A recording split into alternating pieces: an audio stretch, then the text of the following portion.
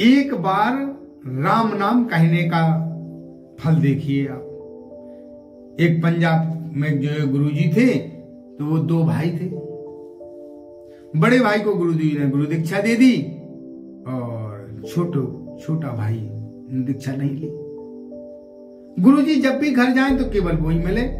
तो गुरुजी बोले, आप हमेशा कहते हो कि आप दो भाई हो, लेकिन मैं जब भी आता हूं तो अकेले मिलते आप, आपका छोटा भाई मिलता ही नहीं।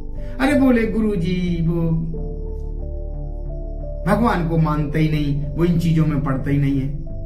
अब गुरुजी ने मन में चिंतन किया, विचार किया कि अगर एक भाई का मेरे द्वारा उद्धार होता है तो मेरा गुरु होने के नाते मेरा फर्ज है कि मैं छोटे भाई का भी वही करूं। एक दिन क्या हुआ, गुरुजी जो है बिना ही बताए आ गए, और बिना बताए आ गए। वो उसी समय वो घर से निकला, और जैसे ही घर से निकला तो शकल मिलती जुलती थी। तो गुरुजी ने पहचान लिया कि निश्चित ही उसी का छोटा भाई है। गुरुजी ने पकड़ लिया और बोले, भैया राम बोल। बोला, हमें नहीं बोलना। गुरुजी बोले, बोलना पड़ेगा भैया, बोल राम बोल। वो बोला, हमें बोलना ही नहीं। गुरुजी बोले, क्या नहीं बोलना? बोले, जो तुम कह रहे हो। गुरुजी ने लिया और पंजाब के चेलन के छके गुरुजी ने लिया और दबा दिया। बोले, बोल राम। उसने जो है एक बार बोल दिया, बोला राम। गुरुजी बोले, भैया हो गया काम। लेकिन सुन, एक बात ध्यान रखना, अगर कोई एक राम नाम की कीमत कहे कि कीमत बता, कभी कीमत नहीं लगा देना, कभी कीमत नहीं लगा देना। जो भी राम नाम की कीमत पूछे तो उससे कहना, भैया ये कीमत तो तुम्हें ही बताना पड़ेगी। समय बीता, समय गुजरा, उसने संसार से शरीर छोड़ा, और संसार से शरीर छोड़ा तो जाकर के वहां पहुंचा चित्रगुप्त। तो यमराज जी ने चित्रगुप्त से कहा कि देखो इसके कर्मों का। जैसे ही सारे पन्ने पलटे, बोले प्रभु पूरे जीवन भर इसने पाप ही पाप किए। अरे बोले, भैया रिकॉर्ड और अच्छे से देखो, शायद कोई धोखे से पुण्य हो गया हो। चित्रगुप्त ने और बारीकी से पेपर देखे। अरे बोले, महाराज जिंदगी में इसने जीवन में एक बार राम नाम बोला है, वो भी दूसरे के कहने से, जबरदस्ती से, खुशी से नहीं बोला। यमराज जी ने कहा, पूछ लो उससे पूछ लो, एक बार राम नाम कहने का जो फल है दे दो। जैसी पूछा चित्रगुप्त ने कि भैया एक बार तुमने राम नाम बोला जीवन में, बताओ उसका क्या फल है, हम दे देते हैं। उसे तुरंत गुरुजी की याद आ गई कि गुरुजी ने कहा, भैया तुम कीमत नहीं लगाना। अगर कोई पूछे कि एक बार राम नाम का क्या कीमत चाहोगे, क्या मूल्य लेना चाहोगे, तो तुम मत कीमत लगा देना। बोले, भैया हमें पता नहीं, तुम ही बताओ। एक बार जो हमने राम नाम कहा है, जबरदस्ती में कहा या अपनी मर्जी से कहा या परवश कहा या दबारे से कहा, कैसे कहा तो है।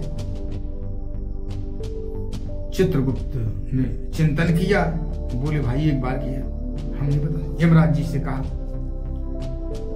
तो यमराज जी बोले, भाई एक बार राम नाम का हम क्या फल देते हैं, हम भी नहीं बता सकते। कहा चलो, ब्रह्मा जी के पास चलो। ब्रह्मा जी के पास पहुंचे।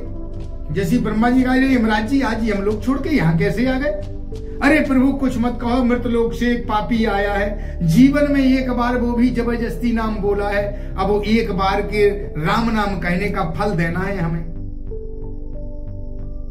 तो ना तो चित्रगुप्त बता पाए ना मैं प्रभु, तो हमने सोचा कि चलो आप बताएं। ब्रह्मा जी ने थोड़ी देर चिंतन किया, और चिंतन करने के बाद ब्रह्मा जी बोले, भैया एक बार का तो हम नहीं बता सकते। आप नहीं बता सकते? नहीं। क्या किया जाए?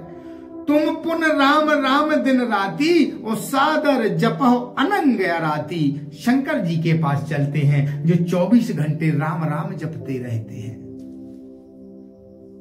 ब्रह्मा जी, यमराज जी, चित्रगुप्त और वो मृतलोक का आदमी जो एक बार जिसने राम नाम बोला, मिल करके जाके शंकर जी के पास पहुंचे।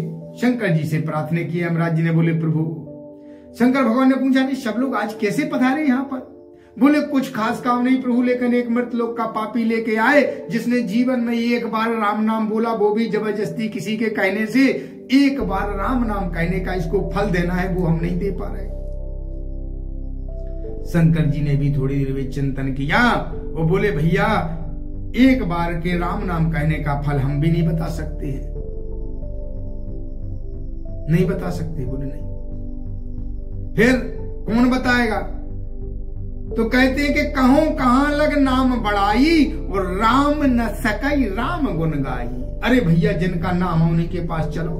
अब जो मृत लोग का पापी तो बोले भैया तुमने तो हमें बिल्कुल पागल ही समझ रखो। बोले कहूं ब्रह्म लोग चलो, कहूं शिव लोग चलो। अब हम ऐसे पैदल जाने वाले नहीं है। कैसे जाओगे भैया? पालकी मंगाओ। पालकी? हाँ। और पालकी पे भैया लगेगा कौन, चलाएगा कौन पालकी? बोले तुम 4 पट्ठा हो, कबे नजर का माँ हो, बताओ। आप 4 लोग हो कि चित्रगुप्त हैं, यमराज जी हैं, ब्रह्मा जी हैं, आप स्वयं हो।